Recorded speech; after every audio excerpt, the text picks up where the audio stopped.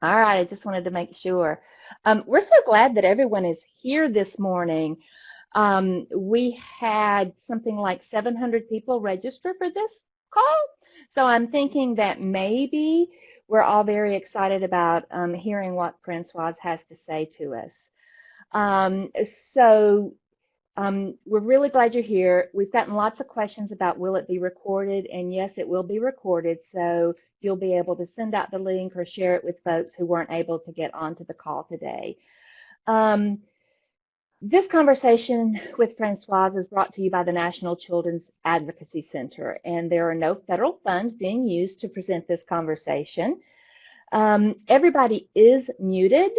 So if you have a question, please use the chat option on your screen. I'm going to try to follow those, but with so many people on the call, don't get your feelings hurt if we don't get to them. But we can look at them if there's some real questions that we don't get to that might warrant. I'm sure Francoise and I can come up with an idea of how to address those later on. So Francoise, I'm so glad. Thank you so much for taking your time to be with us.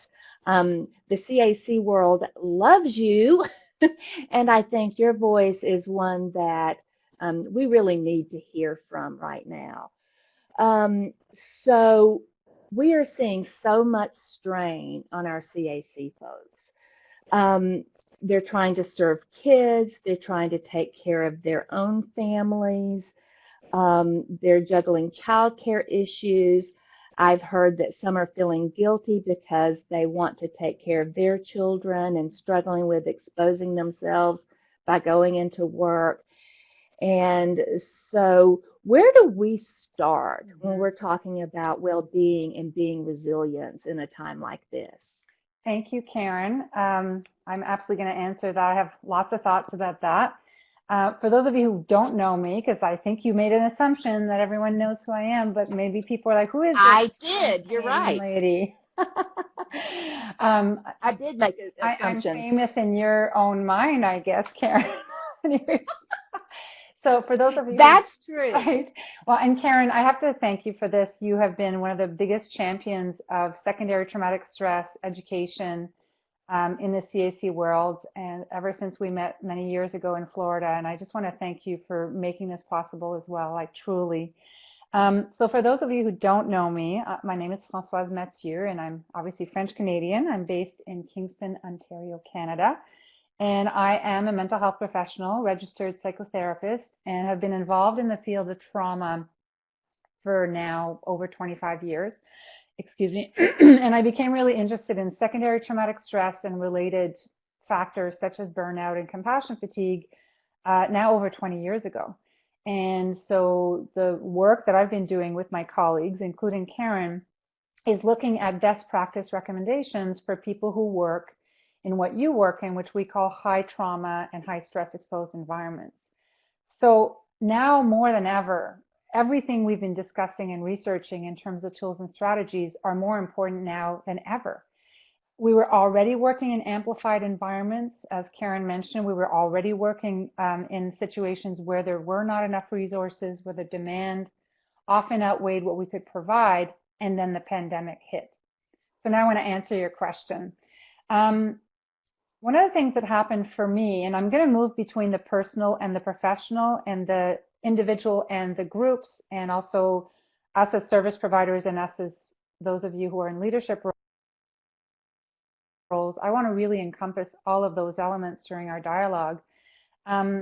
Here in Canada, the date, was March 11th. March 11th was the day where that's like the before and the after. That was the day where things shifted for us. And excuse me, I have a little smoothie in my throat.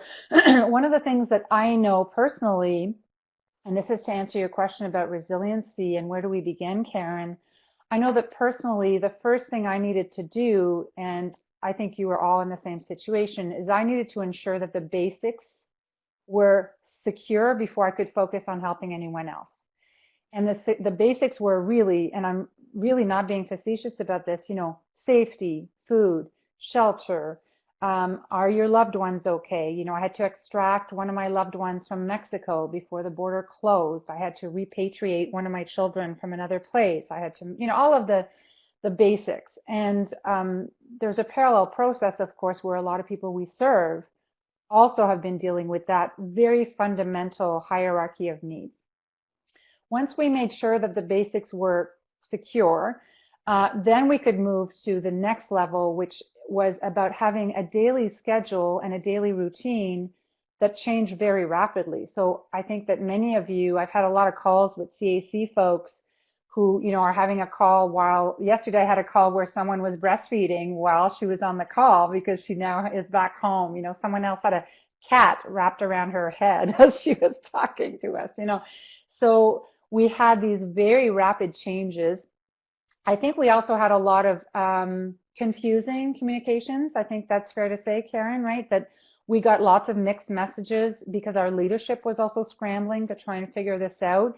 And I certainly know that I had that too with our staff, where on one day it was like, well, overnight it was like nobody's working from the office anymore. So, you know, lots and lots of changes. So once we've ensured the basics are secure, then we can move to the next level, which is making sure that we have daily structure. And Karen and I were chatting last week about our own routines, and I was talking about, I really quickly realized that I needed to still have weekdays and weekends, and I needed to get up at a certain time. And that wasn't just because of my requests, my requirements for work, it was also for my own mental health. I needed to bring back some structure into my life that, you know, had so clearly been changed overnight. The next piece is really recognizing that this impacts all of us in different ways. And just like any trauma, I'm sure all of you have worked with children, for example, who were incredibly resilient, and you looked at them and thought, how are you still standing given what you've experienced? And that there were other situations that really deregulated or dysregulated a child or a parent, where to your mind, you're like, this is not that big a deal. And so we need to recognize that this is impacting all of us in a variety of ways. And I know you'll ask me about more of that later, Karen. But I guess the last piece I want to say to that question is we need to recognize that this is impacting us neurologically, physiologically, emotionally, psychologically.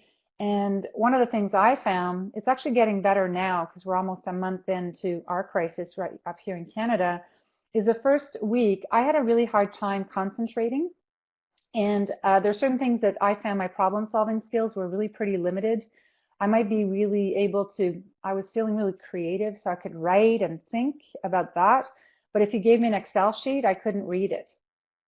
And I asked a colleague of mine who's actually a neurophysiologist, like, what's happening? And she's like, of course, you're in survival mode still, and things are going to take longer. And I still find now that my energy is not as good as normal. And, you know, by the mid-afternoon, I'm not quite as fresh as I normally would be.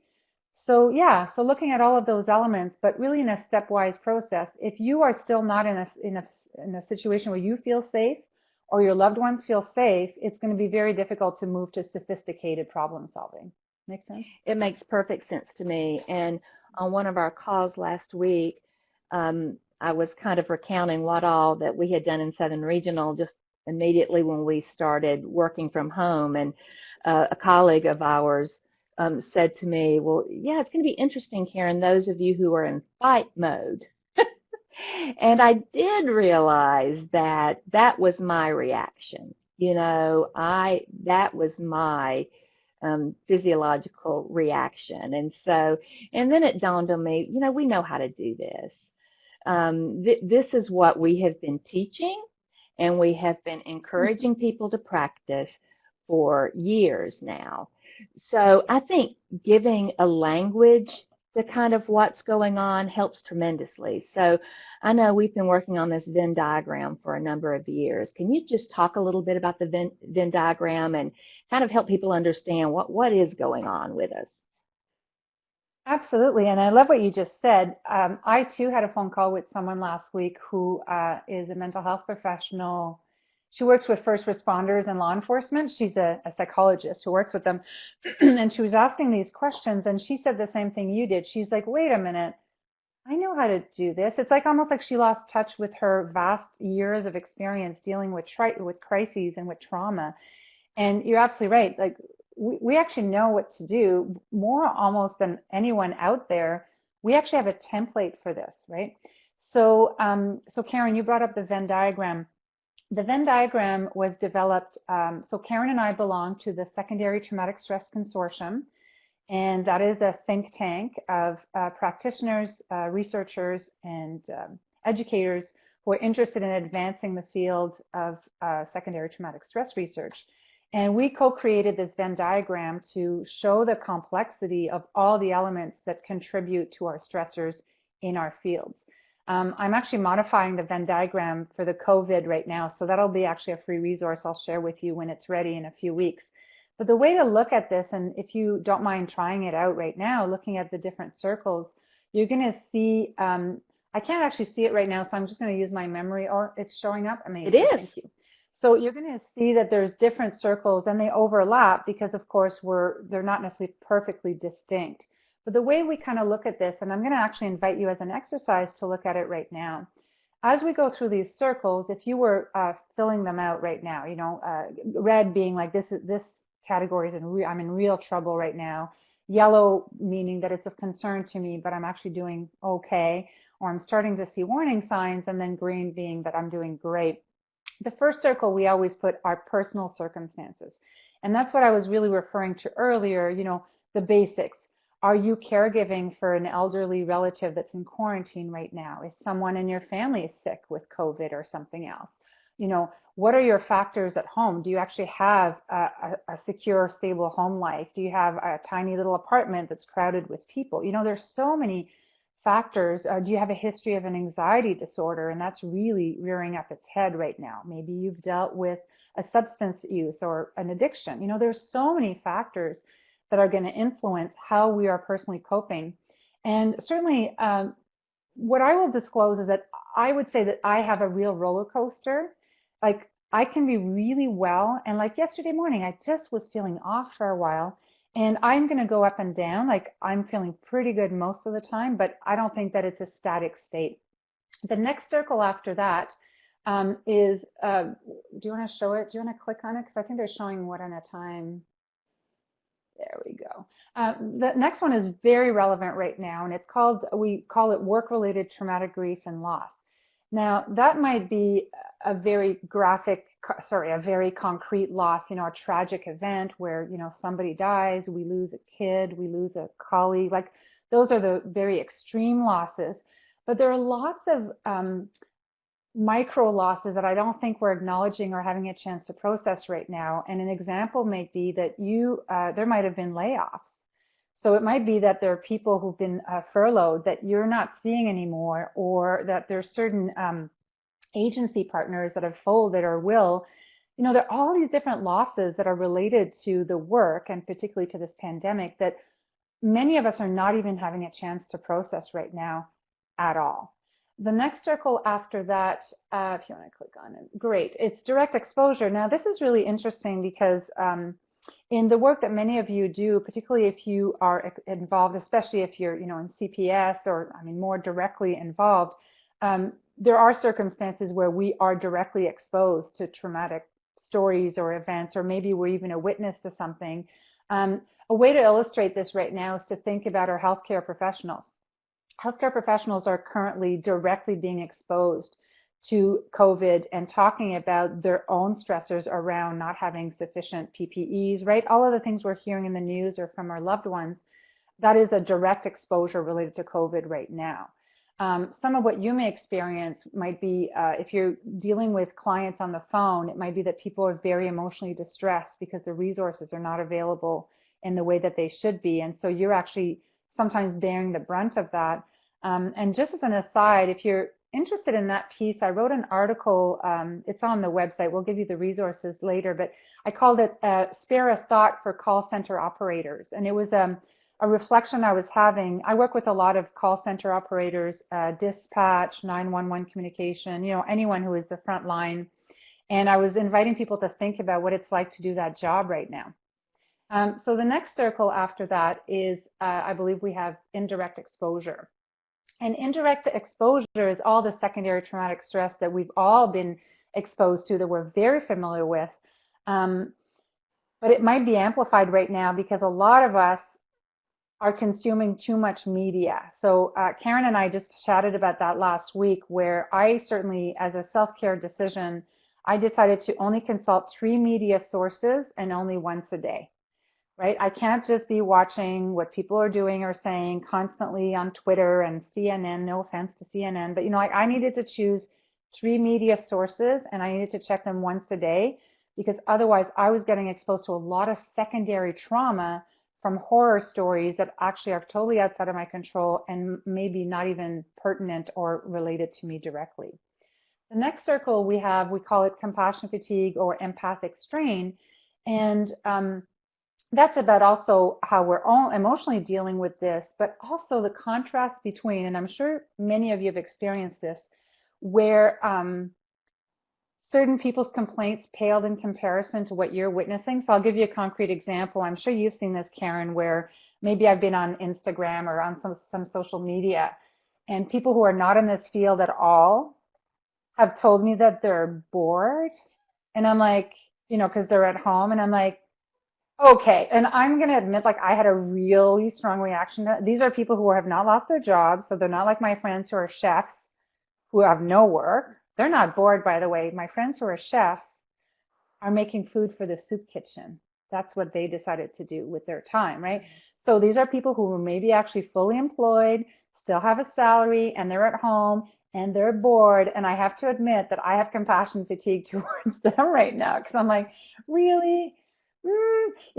So I think that, in fact, I'm not predicting that this is going to increase our rates of compassion fatigue right now towards our clients. I actually think we're going to have a lot of compassion towards our clients. I think the other factors in the Venn diagram are actually more amplified right now, but we may actually have compassion fatigue or an erosion of empathy towards people who are maybe in very different circumstances than ours. Does that make sense? It makes perfect sense.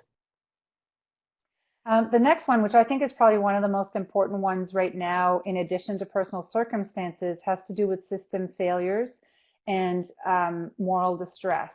And system failures, I mean, we're seeing this. This is such an, I hope you don't mind me saying the word interesting. It's obviously a terrible situation we're in, but it's also fascinating from my point of view of someone who's really interested in service provider impairment and all of these factors, because we know those systems are failing to varying degrees, and we know that's causing tremendous moral and ethical dilemmas for service providers. And I predict that we're going to see a really amplified set of people experiencing this. And the other concept that some of you may be familiar with, so we talk about moral distress, right, which is the real dilemma or the distress we experience when we're faced with inadequate resources, or we fundamentally disagree with policies and procedures that are being mandated. But the other one we don't talk about enough, in my opinion, is moral injury. And moral injury, the term moral injury came originally from the military. I have a dear friend and colleague who was a high-ranking officer in the Canadian military during the Rwandan genocide. And he talked about having moral injury because they knew it was going to happen. They asked for help and they were denied, and then they had to witness the horrors of what happened. And he talked about a real sense of feeling betrayed, right? That his institution or government had betrayed him, and he felt this moral wound, like I was ready to do the work and nobody supported me. So there's so many layers of that. And of course, part of what we all know in the fields we're in is that we were already on very thin ice, resource-wise, funding-wise, before this. And then this thing came, and I think it's showing all the cracks, in the wall, so to speak. And I think that one, we're going to need to provide a lot more resources for folks to try and support it, because the question I often get is, how do we treat, or how do we address moral distress? And it's the hardest one to address because we don't always have solutions that feel elegant or satisfying. But we can go back to that later. Yeah, and so the last before you even move on, go ahead. Somebody just put in the chat box the same thing that I was thinking about. for those of us in the CAC world, it seems like across the nation that the reports to CPS are down. But those of us that work in this field, we know that the incidence of child abuse is not down. And so part of that, I don't know if it's moral injury or what the term would be to apply to it, but I think is impacting so many people is that we know what's happening in homes, and we do feel powerless to be able to do anything to help protect those kids. And we know they're not as visible to mandated reporters as they are when life is more normal. So I don't know. Thank you for saying that. Yeah. Yeah. So I don't know if that's moral distress, moral injury, or what that is. Yeah, it's a good question. I would actually say it's probably a combination of both. So moral distress around the fact that this phenomena is preventing us from actually helping and reaching out and even doing prevention work and early intervention. So that's a real moral distress around knowing that. And as you say, I mean, we know that the rates are probably higher. We know the rates of domestic violence are higher. We know that anything related to CSIC is probably higher, right? Like all of that. And because this is the work that you do, there are a lot of folks out there that haven't even thought about that part. And so they might be saying, stay home. And you're thinking, oh yeah, and what kind of home? And now these children, exactly. So I think that's moral distress around the feeling of helplessness around it. The part about moral injury is when policies, let me give you a concrete example. I have lots in my head, but I'm trying to be, I know this is being recorded, so I'm going to be good.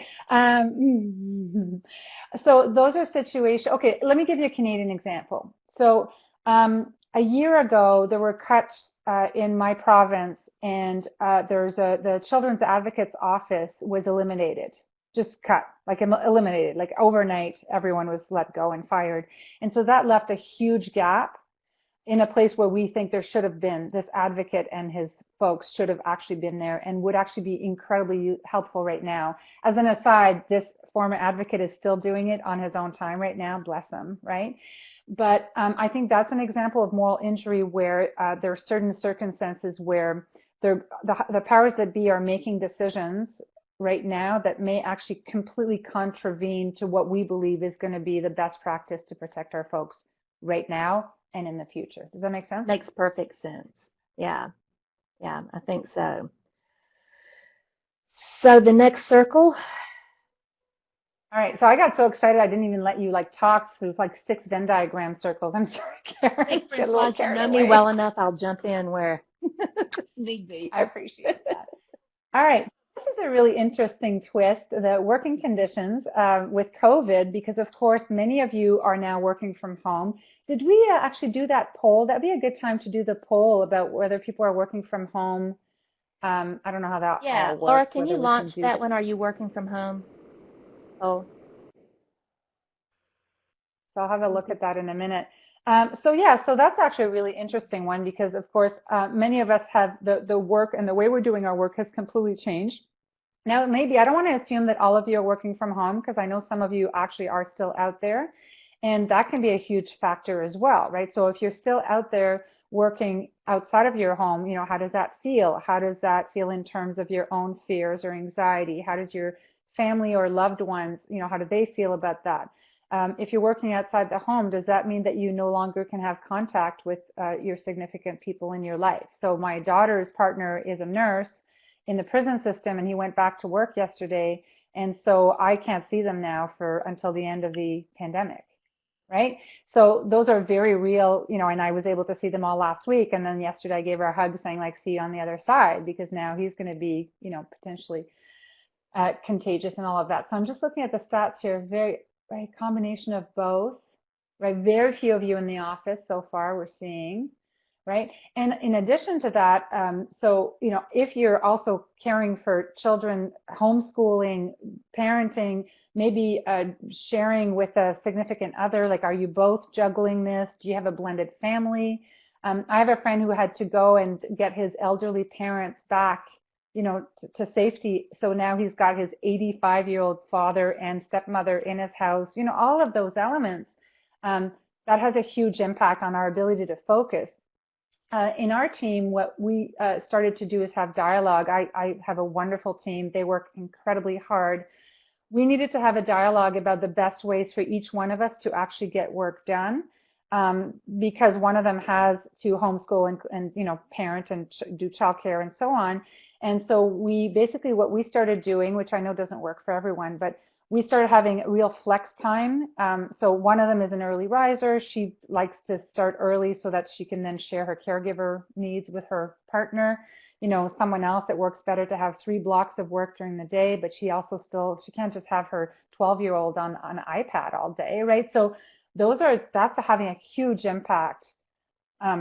And also, there's so many assumptions being made right now about people's resources. We're making assumptions that everyone has Wi-Fi and their own laptops and cell phones, and that's absolutely not true, particularly, obviously, in the communities that you serve, right? Do you want to add anything to that one before I go to the last one, Karen? I do. I think we have been talking about secondary traumatic stress and vicarious trauma in the CAC world for a number of years now. And I think, one of the things that we've really emphasized is the need for transitions, transitioning into work, transitioning from work. And what I just found in myself was all the normal transitions that I had in place when I was going to the office to work, I just threw out the window. And so I think part of it for us is that we're going to have to get creative and have conversations around how do I now transition into work, and probably more important, how am I transitioning out of work? And that's easy to say, but when you've got kids that are pulling you back and forth between how do I spell this and, what's 5 times 6, that's really hard to balance. So do you have thoughts around that or suggestions? I really do. It's such a good question. I don't know if some of you follow The Daily Show with Trevor Noah. He's got a great Instagram feed right now. And he had a great post, I think it was on Friday, where he was basically sitting on his couch in his hoodie and his laptop, and it said, work. And then he closed his laptop and it said, weekend. And all he did is shift over shift his bum from one side of the couch to the other. And he's like, it's the weekend, And I thought that was actually very funny and accurate. Yeah. So part of the challenge there, so there are many factors to kind of many elements to factor in, particularly given the work that you folks do, because you are dealing with highly sensitive material, confidential material.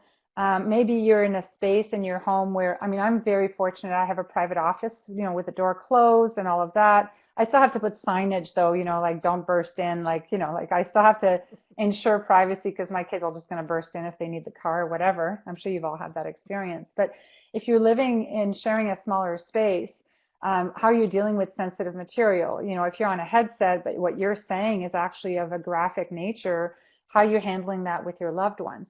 The flip side is also, what if you live alone?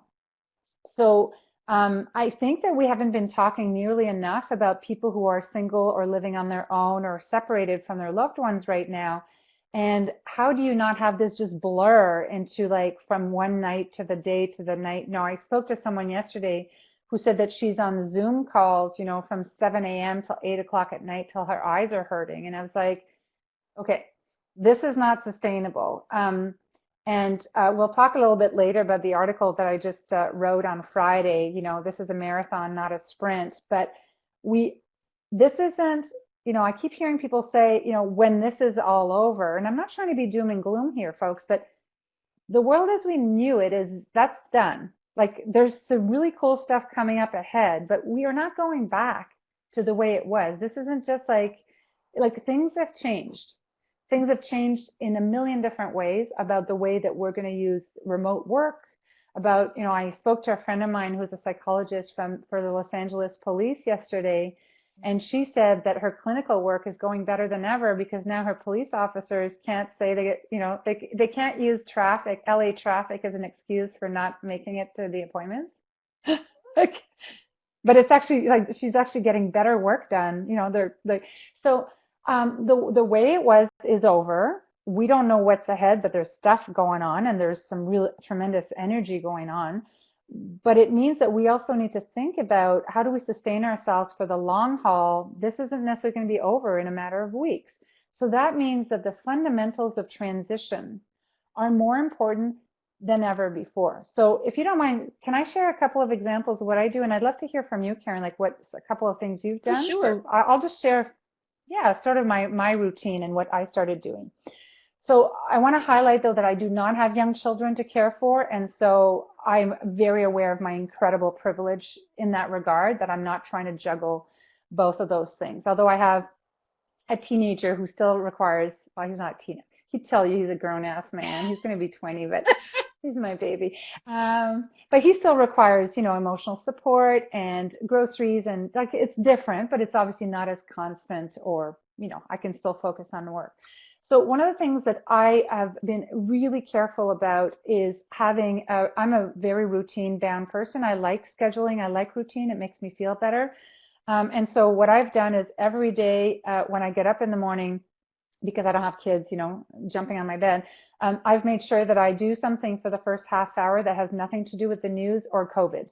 I actually started rereading my favorite book with a cup of coffee. Might go outside, get some fresh air. I've built in a 30-minute workout in my day. Again, I know if you have little kids, you're like thinking, well, it must be nice. Yes, I appreciate being able to do that, but it's been really good just for my own mental health.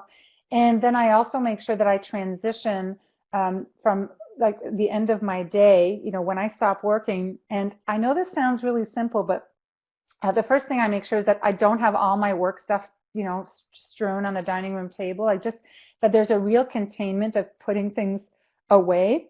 And then I light a candle every night at 5 o'clock. I light a candle, and it's just like my ritual of letting my brain know also that we're shifting. And in the middle of it, I might do parenting and do all sorts of other things, but it's essential that we find a way to transition and to have structure around this, because, and then, sorry, the last piece is my husband's actually in a different province. He's actually in quarantine, and now they closed the border. So we're not living together right now. And so I'll FaceTime him every night, you know, like just making sure that we are having these, you know, sometimes we'll have dinner over our computer, you know, like just having, bringing back some type of routine.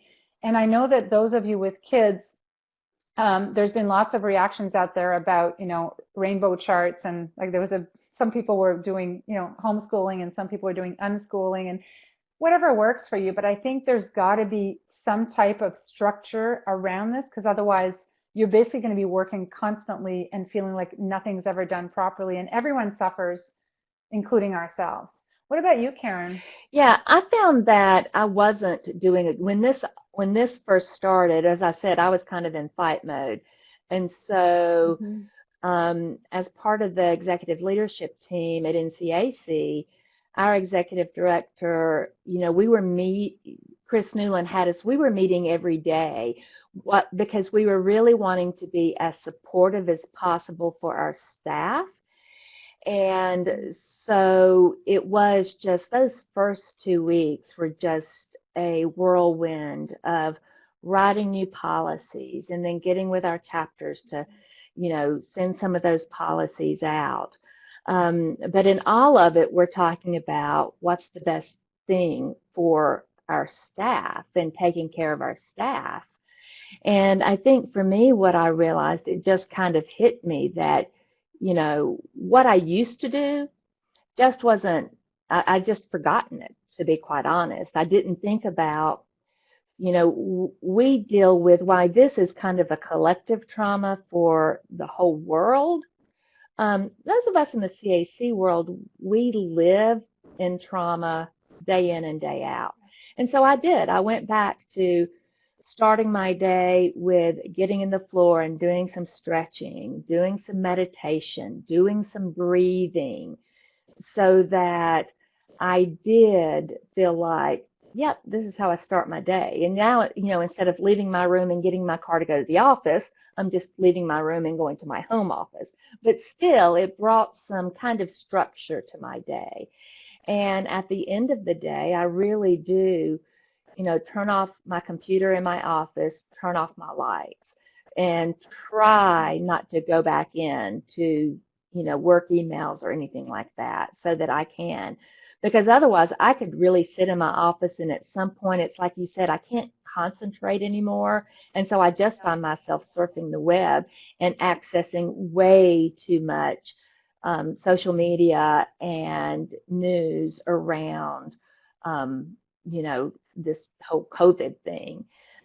The rabbit hole, right? Going down with the rabbit hole. And, Karen, it's interesting. I'm seeing some comments as you're talking, and, one person was saying, that they live in a small apartment with their partner and their roommate. One's not working, the other's working part-time, and, this person was saying, I found myself really frustrated that they're, on vacation. And I think that someone else was talking about having to juggle, one member of our staff has 3 little kids, and she was talking about how do you parent 3 little kids and have a full-time job and do all that. So I hope when we're discussing this, folks, you're not thinking that we're both saying, oh, well, I just meditate for 4 hours. Like, that's not what we're saying. We're talking about really short little moments of, and someone asked, actually, Karen, I want to elaborate on that if I may. Someone asked, what are you talking about, the specifics of transition? So let's review a little bit. I think it's really important to remember that. Karen and I both raised children and had a whole bunch of little kids. And I'm sure, Karen, you remember, I certainly remember that there were days where my only break, if I was lucky, was to get to go to the bathroom by myself. And even that was like a rare, right? Like, I remember my first time away, I went to go to the dentist to get like some dental work done. And I was like, it was like the spa treatment because it was the first time I didn't have like baby. So we are well acquainted with that reality. So part of what's really important, the fundamentals of transition are actually much more psychological than they are necessarily concrete things. So for example, I have no judgment, wear whatever you want, but I change. Like, I don't spend the whole day in my pajamas. Like, that just would feel weird to me. I just don't like it. And it's not like I see anybody, it's not that, but I find that shifting, and it's a real shift in my head. I don't start my day by opening my inbox and looking at stuff. I talked about I'm just reading my favorite book again for half an hour or 10 minutes. I think that there are ways, because of the work that we do, we don't sell shampoo for a living. We are dealing with trauma. There's got to be a way to shift from our work to the rest of our home life in a way that is not a constant back and forth. The other piece is, of course, if you're dealing with anything related to child abuse or child welfare and you have your own children, how are you establishing those boundaries psychologically? Because normally, I think many of you probably had that return to home, right? The drive home or the commute home to kind of land. But right now, everything's all blended. So we need to think of strategies to be able to create buckets for those pieces. Yeah, I think you're right. I was looking at some of the other chats here that for some people, they're not able, the work they're doing from home is somewhat limited. Because especially if you're in direct service, what a lot of CACs are doing is that they're working in teams. So not everybody's in the office all the time. And so there is this, you may have more time on your hands than, you're used to, which does allow for those ruminations to take place and to begin to just really ruminate on all the scary things that are going on right now. Well, and someone's also highlighting, and this is actually going to move us, after that we can move to the next circle, but some people are commenting that they're actually working more, and there's actually research about that. So long before COVID happened, there was a lot of research about telework, about working from home, all of those factors, because as you know, it's been a hotly debated topic for many companies, right? Should you be allowed to work from home and so on. And a lot of the leaders who were against working from home in other fields were saying that they were worried people were not going to be as productive, or that they were not going to be actually working, that they were going to be, whatever, watching Netflix or whatever. What the research has shown is in fact the opposite, that people who work part-time work more than part-time, right? Unless you're like a shift worker. People who work part-time and remote work way more than part-time hours. because they're diligent and they're dedicated, right? The bulk of people we work with are fantastic that way.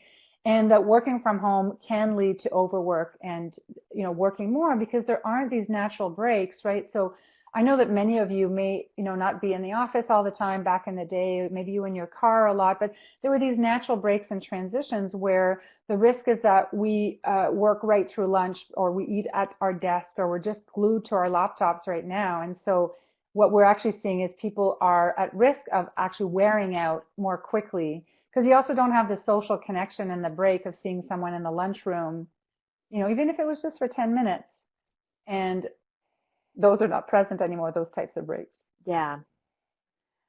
Okay. Oh, we're seeing lots of great chats. I know. And people talking to each other. That's adorable.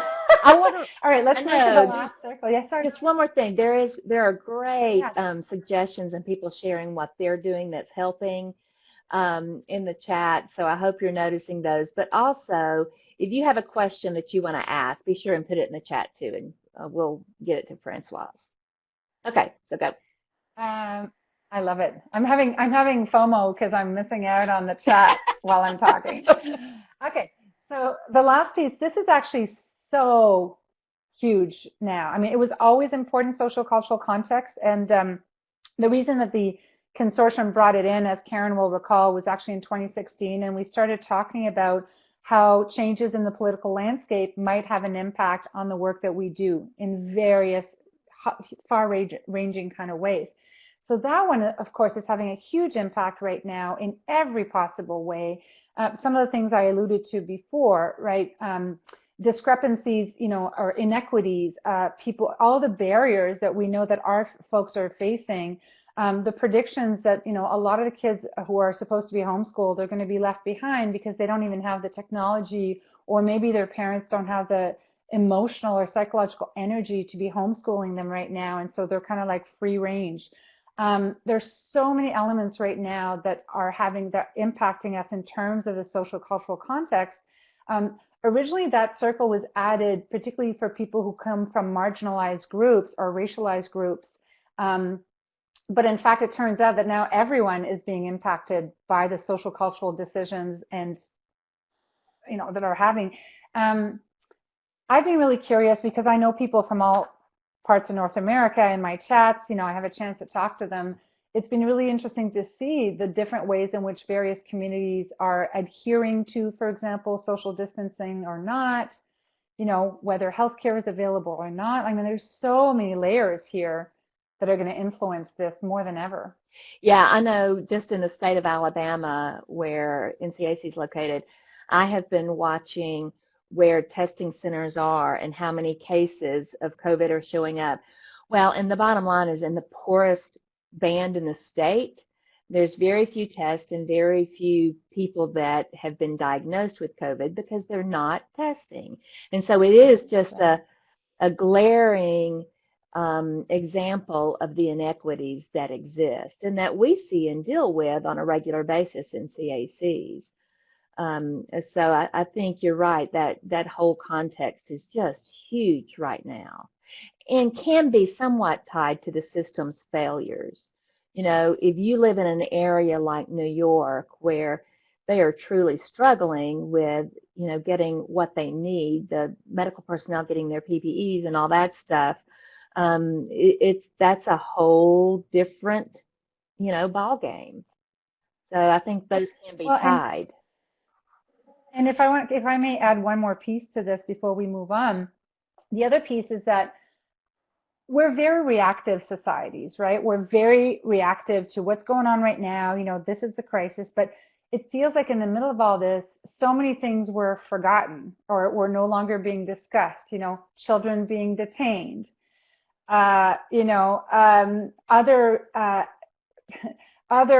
communicable diseases that are still a concern and were a concern before and are, it's like we are no longer focusing on all sorts of other healthcare prevention, dealing with, food deserts. Like there's so many pieces that are still a very current concern, but it's just not on the radar right now.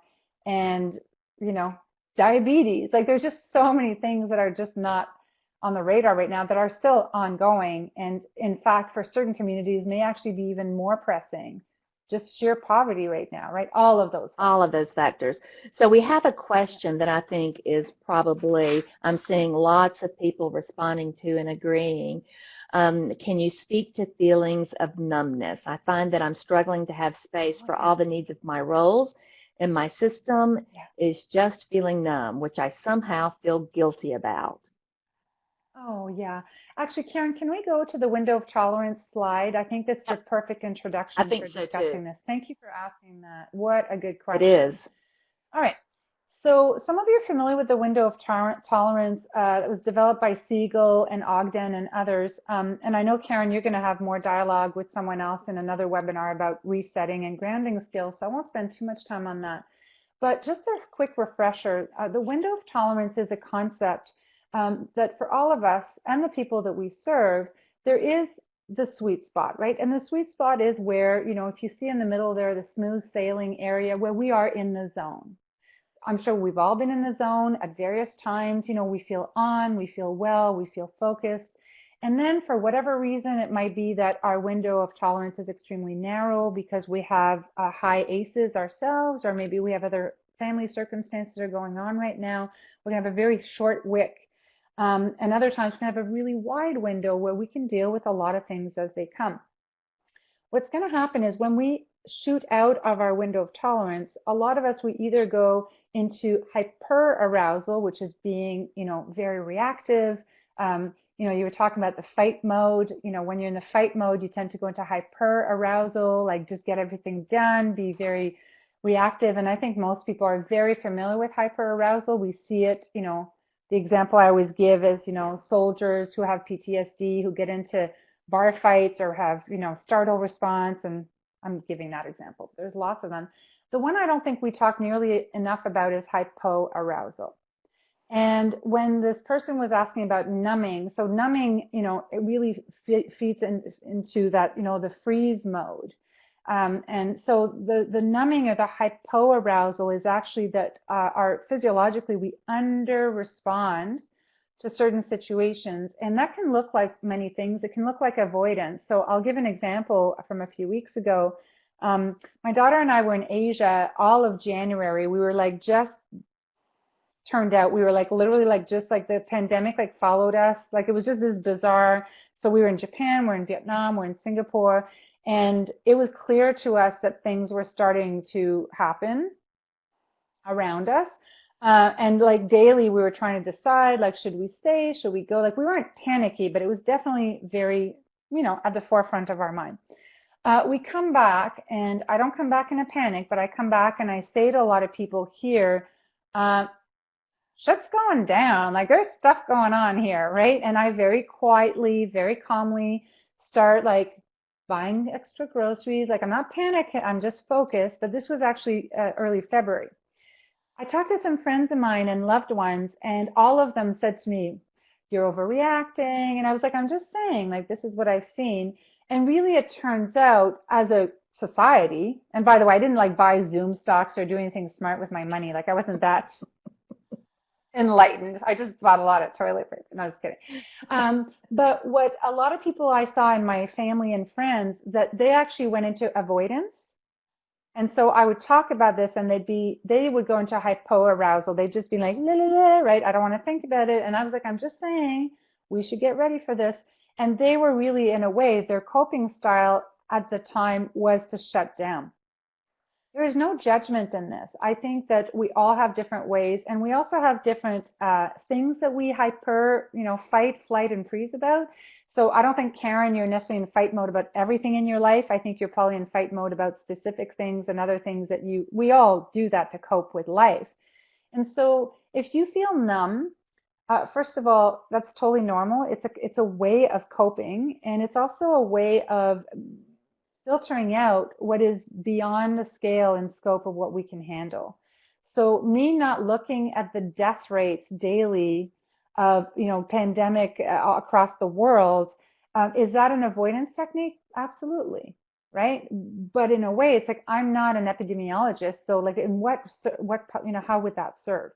More closely directed to your work, Any of you who've worked in the CAC world for years, I'm sure if we were having an open, honest discussion, you would acknowledge that sometimes you have felt numb while working with children in difficult cases. Would you agree, Karen? Oh, I would agree. I mean, that's probably one of the things that I hear the most when, talking about having these conversations with folks in the CAC world is that sense of being numb. I remember one time a law enforcement officer saying in a workshop that he says, I just don't feel anything anymore. I don't feel joy. I don't feel happiness. I don't feel sadness. I just don't feel anything anymore. And I think that's true for, a number of people in this field. Yeah, and it's deeply concerning to me, but not from the point of view of guilt. I don't feel judgment towards that. My concern is more as a short-term coping mechanism. I think it's fine. In the long term, there are absolute negative consequences, let alone, I mean, not just impaired judgment and lack of empathy and appropriate reactions, but it's also physiologically very harmful, right? Because it doesn't mean nothing's going on. And this is where we start having somatic manifestations. So people might say, I feel nothing, but they have chronic IBS or GI issues or incredibly high blood pressure, right? So they're fine, but they're not. And so I feel that the first piece I'd say is I don't think we need to feel guilty about normal physiological reactions. Like these were embedded in us, since time immemorial to keep us alive. They are adaptive coping skills, providing that they are not constant. So if you're always in a state of avoidance, like if you have to drink a bottle of wine every night to try and cope with the pandemic and totally not feel anything, that's problematic. If you're also consuming, 5 hours of CNN every day, that's just as unhealthy. And it's trying to be able to find a way. And that's why there's the sailboats. It's not a perfect, beautiful, slope. It's messy. Yeah.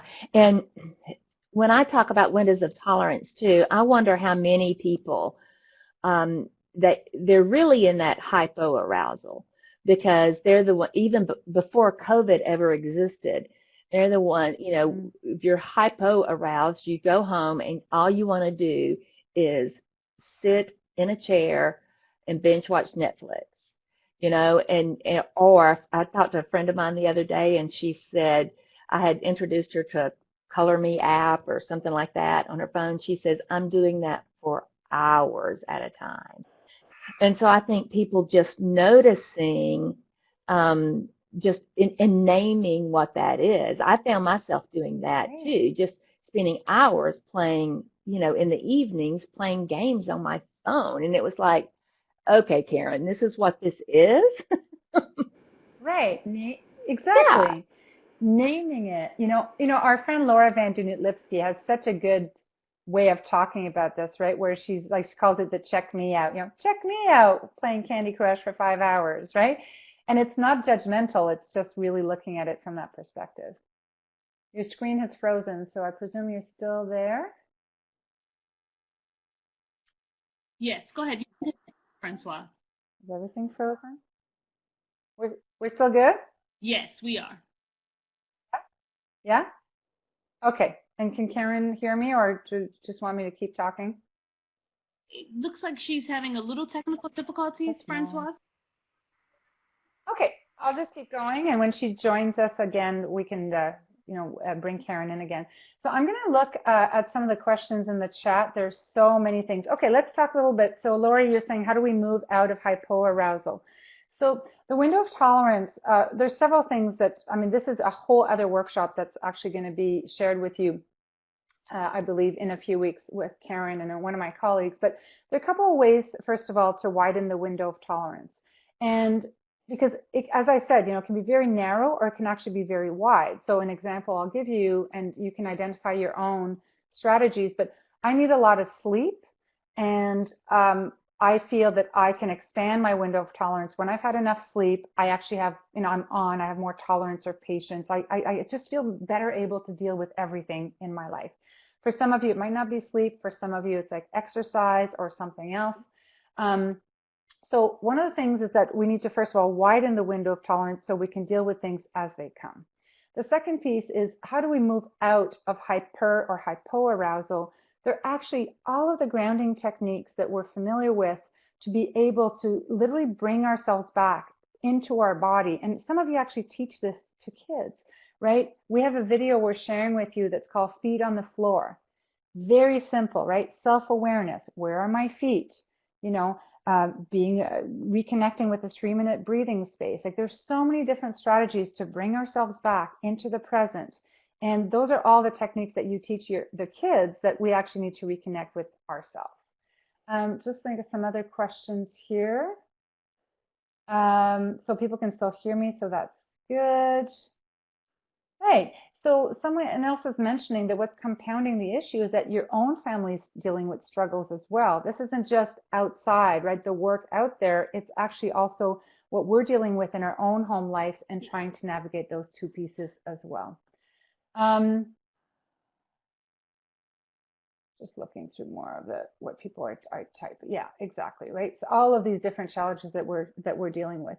I was curious about the next survey that we had. I just want to take a look at it here on the desktop. Okay, the question is, what is the best part of working from home? Can we put that poll out now? Is that okay? If you are working from home, obviously. So I'd like to see. Yes. What's the best part for you? Okay, awesome. All right, so people are saying, obviously, not having to get all dressed up. All right. Okay, so I can move the slides now, I see. So I want to talk a little bit. I don't know if Karen's going to be able to join us back or not, but what I'm going to do is I'm going to talk about a couple of resources, and then I'm going to spend the rest of the time answering questions that you have. So I want to talk to you a little bit about some of the resources we created. So as I mentioned, we are going to be bringing out the Venn diagram with the COVID modifications in a few weeks. So that's a resource that you're welcome to when it's ready. I'm going to talk about a couple of things that we've been doing at TEND in the last 3 weeks, really. What we wanted to do is use our time and energy to be able to create free resources for folks, particularly with folks such as yourselves in mind. And there's several things you can go see on the website if you're interested. All of this is free. This is not an infomercial. That's not what we're here and what we're about right now. We're just looking at providing resources to service providers. So you're going to see there's one article it's called Dealing with Stress and Uncertainty. I don't know about you, but one of the things that I do is when I'm faced with unexpected or really significant events such as this, I always go back to what I know, and I always reconnect with literature about lessons learned from the past. So although I know we're hearing that this is unprecedented, which of course is true, there have been crises in the past, and there are many lessons learned from those crises. So you'll see in this article, I talk about the SARS epidemic, which was a smaller pandemic, but SARS was much higher mortality rate. It was about 10% mortality rate, and it hit various parts, certainly hit our city of Toronto very, very strongly. Some healthcare professionals died. Like, it was really a crisis that was contained, but for the people living there, it was a significant crisis. And there were some studies done afterwards that were about lessons learned from the SARS epidemic. And so I went back to the literature, including Dr. Monder, who wrote some reflections on that. And if you're interested, I think all of the best practice recommendations he made still stand the test of time. And that's what I talk about in this article. And like Karen, I mean, I tend to go into fight mode in the sense that I want data, but I don't necessarily want like data from the World Health Organization. I always want to know, what have people done in the past to navigate situations like this? And it's strength-based, right? So if you think about those of you who do clinical work or counseling work, that's what we do with folks, right? How in the past, and I guess maybe that's because I was a crisis counselor. That was my first career. I always wanted to go back to that, right? What have you done in the past that has stood you in good stead, and how can you tap into those resources right now? So yes, so just the article is on my website. It's tendacademy.ca or .com. And if you click on resources, you're going to see COVID resources right there. Also, anyone asking about resources, we are sharing with you the downloadable file. Do you see it there that says COVID resources for CACs? That has all of the links to all the articles I'm talking about. All right, next resource. So we published this on Friday. It's called This is a Marathon, Not a Sprint, and it's looking at fatigue and wear and tear. So if you don't mind, I'll back up a little bit. One of the things that I have always been concerned about, and this came from years of working with healthcare professionals, is that, and many of you know, if you know healthcare professionals, that there's sometimes there are medication errors, there that can have tragic consequences. We know that people cannot. We're not robots, and we can't function, without necessarily having a chance to restore and to rest ourselves.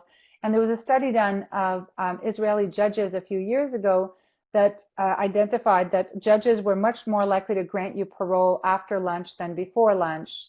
They just needed a sandwich, right? Like they just needed to restore themselves and to rest. And so I've been really concerned about wear and tear, and I actually was talking to Karen about that last week, that because this is a marathon, not a sprint, if we're working 18 hours a day without a chance to restore ourselves, we're going to make mistakes, and we're also going to get sick, right? And either physically or mentally. And so we're creating these stress and resiliency toolkits where we're sharing best practice recommendations, and this is the first half of it. The second half is coming out on Friday, this Friday, kind of looking at how do we address wear and tear and fatigue, in this context. Karen, we got you back? Oh, but we can't hear you. Okay, we can't hear you though. All right, we can see you, but we can't hear you. That's all right. Let's see if we can have her microphone on. Let's just take a look at some of the chat before I go to the next one. So folks are sharing resources, which is fantastic. So someone is saying here, Francoise, can you hear me now? Okay, so people are a little bit confused about the resources. No, Sorry, yeah, Karen? Hear me. So I'm back. Nice to have you back. Okay, so just to clarify, people are asking about the resources. The resources we're sharing are not the slides. The slides are just, but the same information is there, just in a different format. Right. So just to clarify that. Okay, so let me take a couple of questions before I move to the next two resources. The website is, can we put it in the chat? Actually, just can someone put, one of the organizers, can you just put Tend Academy in the chat so people can have the link? That'd be awesome. It's just tendacademy.ca, and then people can go to resources. Okay, let's take a look at some of the questions. Here's some follow-up on the questions about virtual, social media, or other options in providing a way for people to report. That's outside the scope of my expertise. Karen, do you want to speak to that, or are you going to talk about it in another training? Because I hope I'm not rehashing something. Believe it or not, I came to NCAC for stable internet, and that didn't work. So one of the things that I think we're famous for in the CAC world is that we have a really strong peer support network. And so folks feel very connected to their colleagues. And that's one of the things that that's not there anymore. But there are some very interesting things happening. We were talking to one of our state chapters who they're doing Zoom calls once a week that's just around something fun. Like one day it was somebody doing some grounding techniques with them. This week they made pinwheels because this is Child Abuse Prevention Month, and so pinwheels is is the symbol for that. And so all of the CACs got on a Zoom call and made pinwheels together, even including the staff's families. There are groups having virtual happy hours, coffee breaks, and I think that we found working with our chapters is that it is that isolation. And so we've even set up a virtual lunch for our chapters, and the only requirement is we're not going to talk about work. That's not the purpose. We have another call set up for that. And so what we're there to do is promote connection and reduce that sense of isolation, because we already feel isolated doing this work. And so this has just really exacerbated that. And if people, that's great. If people are looking for more tools in terms of dealing with the work aspect of it, like reporting and all of that, what are the resources for them available? Reporting, like on their grant stuff and all that, that's going to be very highly state dependent. And so,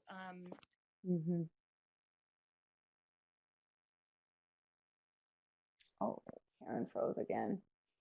All right, sorry about that, folks.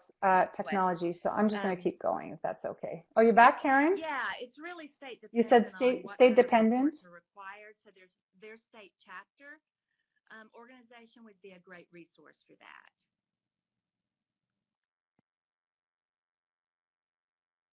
Awesome. Okay, thank you. Okay, let's move to a couple of other resources, and then I'm going to open it up for more questions. The other resources that we have produced 2 weeks ago was with our wonderful colleague, Dr. Patricia Fisher, who Karen knows well. Dr. Patricia Fisher is a psychologist who has expertise in high-stress, trauma-exposed environments. She's a clinical psychologist who's worked in the field for many, many years. And she wrote some of the best resources that I know of, including a book called Building Resilient Teams and another book called Resilience, Balance, and Meaning. They're on our website. I'm not trying to sell them to you. I don't make money from selling Pat's stuff. It's just great resources. And Pat has always said to me, and she is my mentor, and she's always said to me, leaders are people too. And one of the concerns that we're having, and this is the article, if you're interested in reading it, is that leaders are dealing with their own stressors around this issue, right? And we include leadership, meaning formal or informal leadership, people who all of a sudden have been promoted into a place of leadership that wasn't actually their role. It takes a minimum of 2 years for leaders to be reasonably competent at what they do. And they're dealing with all of these factors as well. So if you're in a leadership role, you need to ensure that you're taking care of yourself so that you are also able to support your staff. So we have put some guidelines there about communication, about transparency. There are times where we don't know, right? Because there's been so many moving parts, but it's really important to let your staff know, even when you don't know, to let them know that you don't know, right? Does that make sense, Karen? That's something our executive director here at NCAC does so very well, is that he's been sending just a daily update as to what's going on, so that, and being honest about, this is a moving target. The more we learn about this, the more, we'll share the things that we're learning, but there are so many things, especially with this federal legislation that impacts all of our centers and our chapters, that, those things change on a daily, if not hourly basis. And so I think communicating a lot is important to keep people feeling connected and also feeling up to date with the information so that they know what's going on.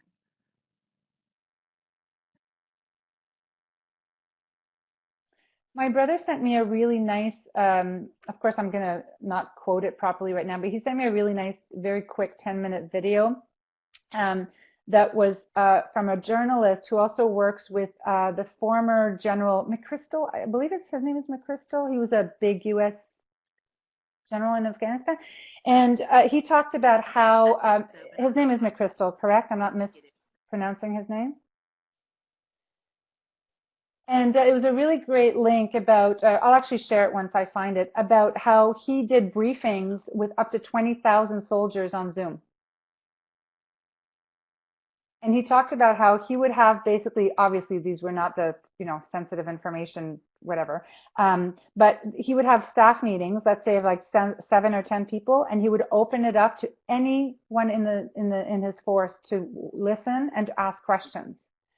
And it was about transparency. And when he didn't know, he'd say he didn't know. It's really interesting. I'll share it. I'll find it and I'll share it with you, because it just really talked about the importance of leadership, but also the importance of being able to explain to people and clearly explain to people what's happening, and when you don't know, what you're going to do about finding those resources. If you want to see in that article as well, we have a whole bunch of resources, like a free stress assessment tool that people can use to kind of really assess their own levels right now, and you're going to see some guidelines. Now, because people are really, overloaded with information, what you're going to see at the beginning of all our resources is click here for key takeaways, because I know a lot of you don't have the time or the energy to read like a whole long article. So we've just created like, bullet points with those points, with those elements as well.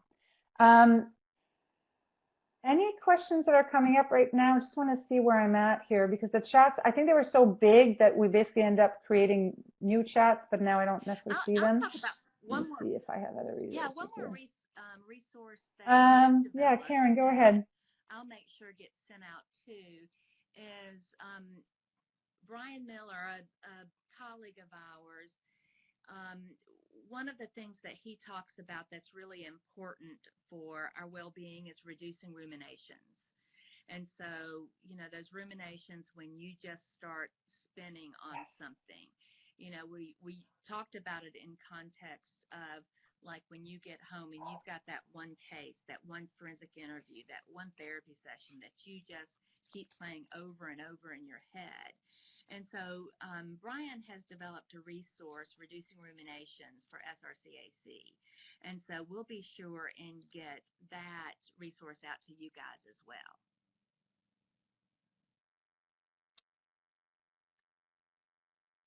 That's awesome. And Brian has done such wonderful work in this. And I agree with you. If people are not familiar with rumination, I think it's really something very key right now in terms of perseverating and becoming overly preoccupied. And it actually picks up on a question I'm getting right now from folks.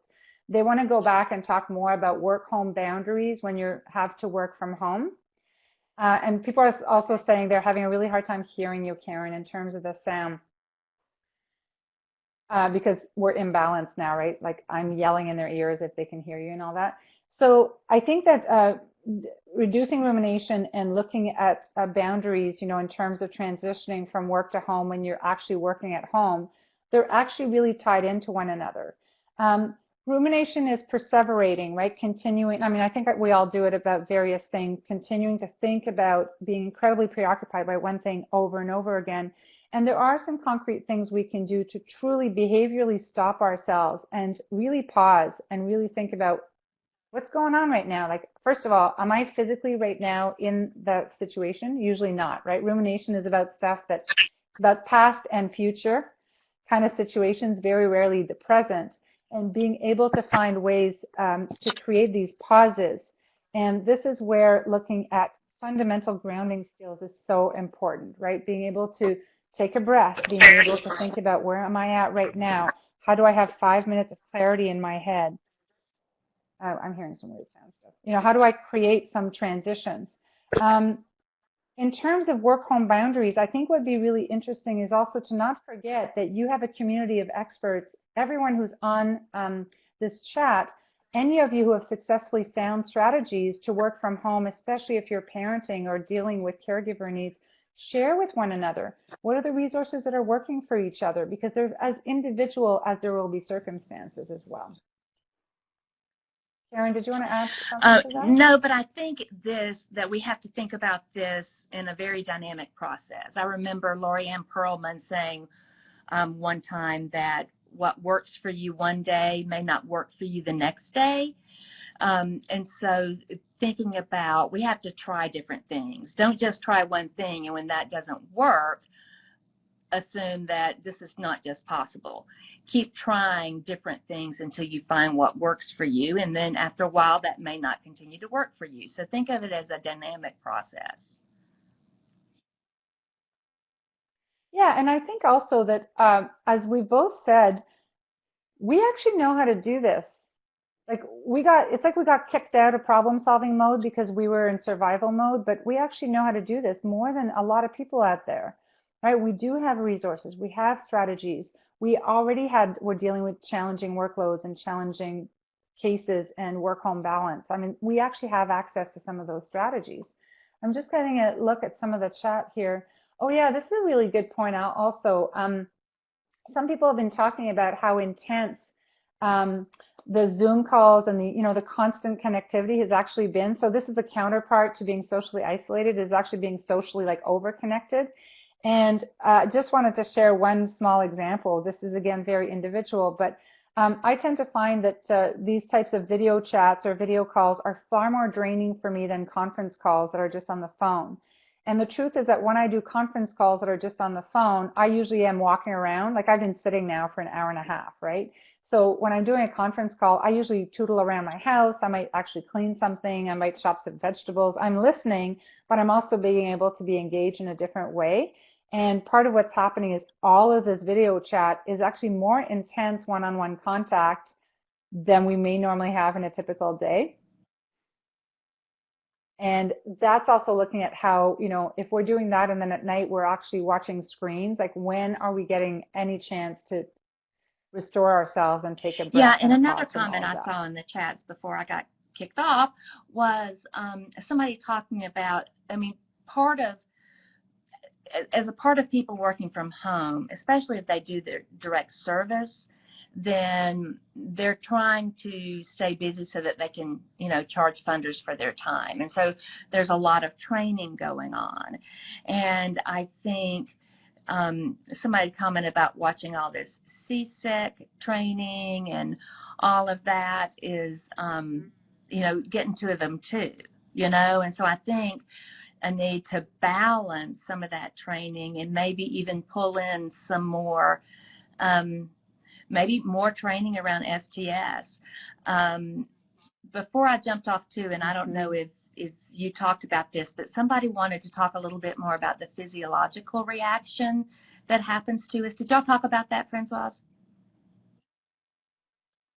No, go ahead. Well, What's the question? I think I would recommend that everybody look up Dan Siegel.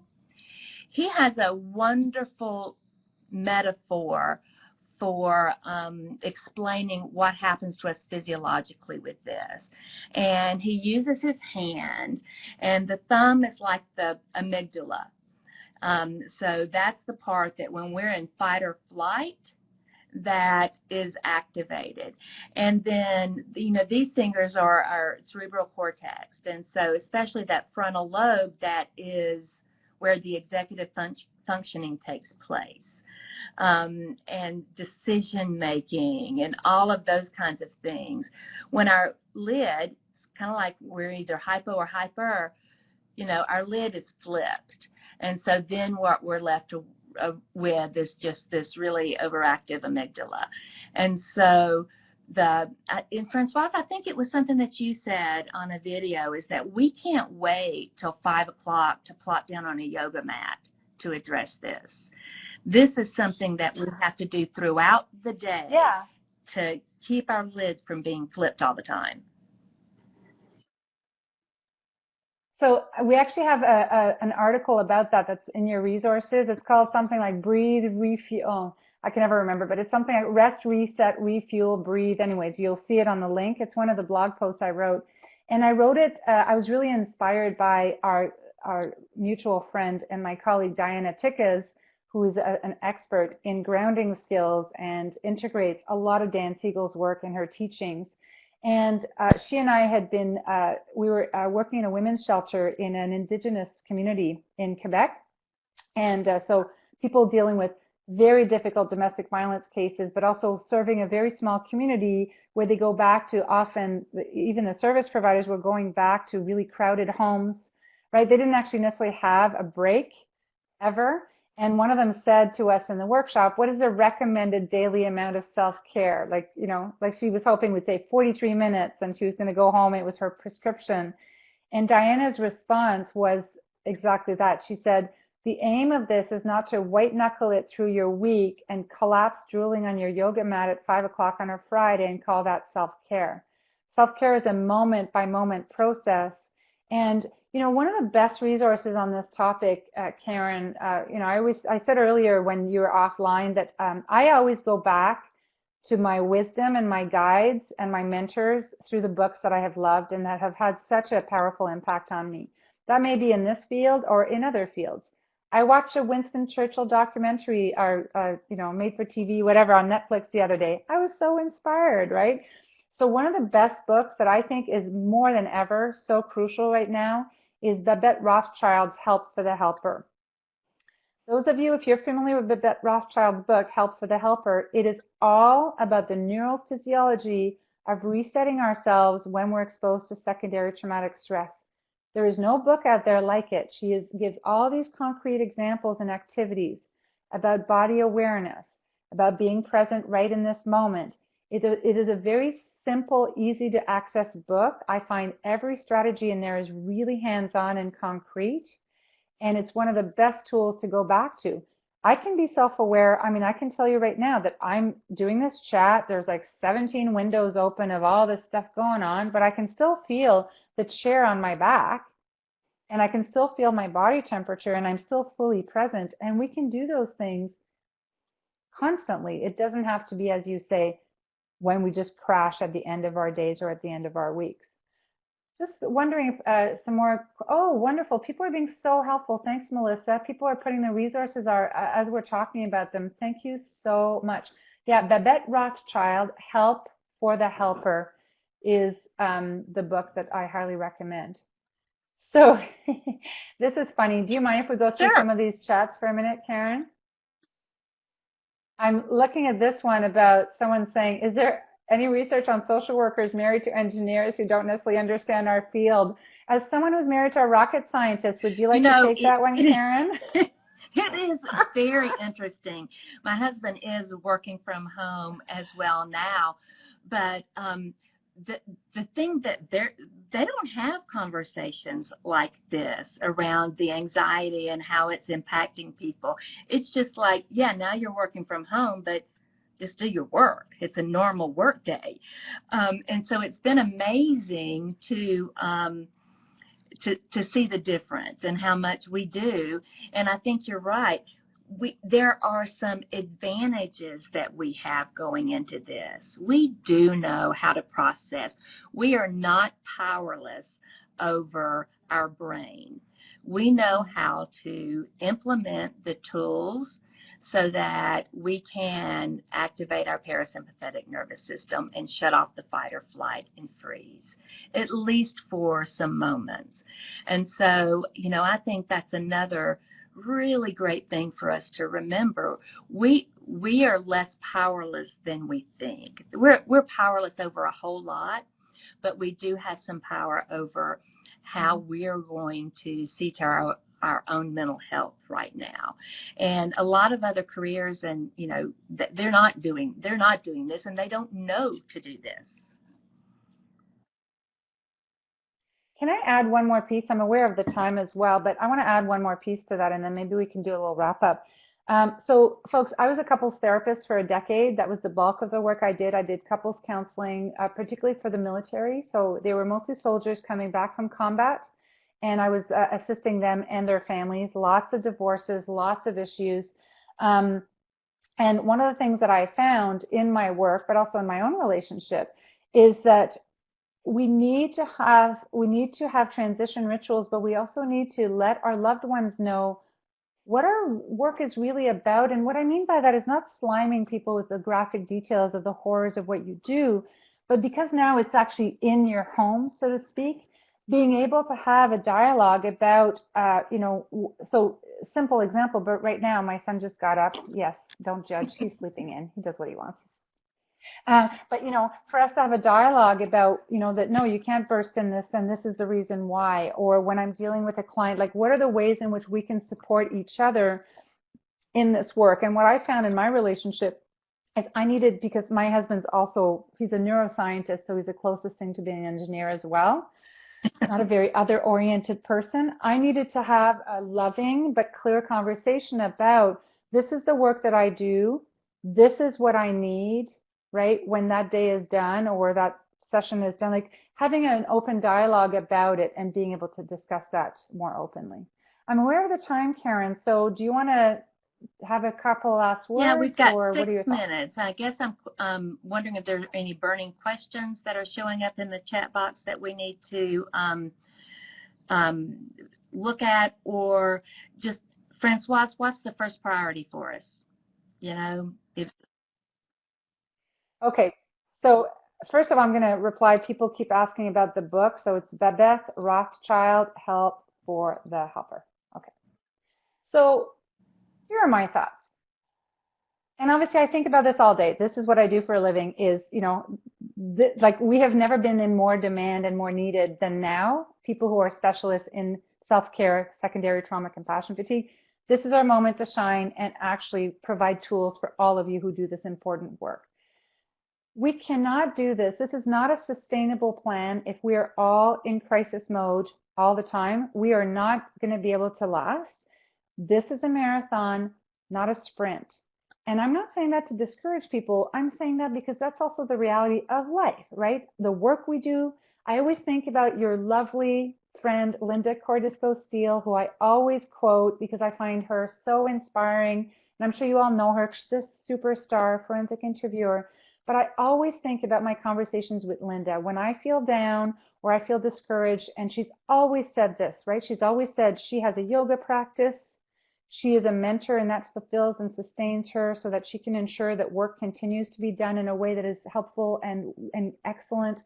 But also, she always says, I will never be able to help all of the children. And that needs to be part of it, that, you know, but I will do the best job I can with this particular individual in front of me with compassion and integrity, right? And so part of my concern is I would much rather do, and I know you have all deliverables and millions of demands, I get all that, but to me, it's more important than ever for us to remain in alignment with what is ethical and right, but that also begins with ourselves, right? Because if we are totally compromised, we are of no use to anyone else. And so first, fundamentals, make sure that you are safe, make sure that you are well, make sure that you can carve out a little bit of space, even if you have a crowded apartment or a house, a little bit of space for yourself. Try and get some fresh air so that you can actually clear your mind and be able to do this work. And finally, cut yourself some slack.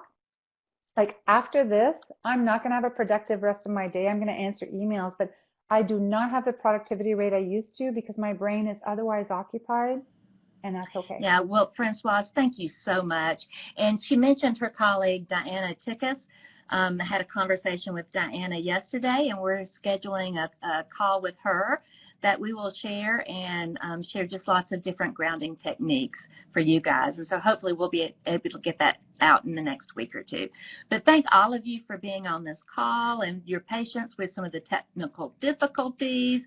And I'm sure that Laura will tell everybody how to find the recording and all the handouts that we talked about. All right. So go forth and be well and take some short moments out of your day to just breathe.